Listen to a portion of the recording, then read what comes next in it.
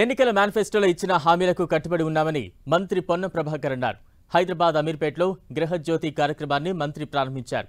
ఇచ్చిన హామీలో భాగంగా ఇప్పటికే 10 లక్షల ఆరోగ్యశ్రీతో పాటు మహిళలకు ఆర్టీసీ బస్సుల్లో ఉచిత ప్రయాణం, 500కే గ్యాస్ సిలిండర్ అందిస్తున్నామన్నారు. ఇప్పుడు 200 యూనిట్ల ఉచిత విద్యుత్తును అమలు చేస్తున్నామని చెప్పారు. ప్రతిపక్ష నేతలు నిర్మాణాత్మక సూచనలు ఇవ్వాలే తప్ప అనవసర విమర్శలు చేయొద్దని సూచించారు. నిర్మాణాత్మక సలహాలు ఇవ్వండి తప్ప అనవసర విమర్శలొద్దు. ఈరోజు ఉన్నటువంటి ఆర్థిక పరిస్థితి తెలుసు. అయినప్పటికీ కూడా రాబోయే మార్చి 11 నాడు ఇందిరమ్మ ఇళ్లతో పాటుగా మిగతా వాగ్దానాలన్నీ కూడా పూర్తి చేసే బాధ్యత మాది. విశ్వాసం ఉంచండి.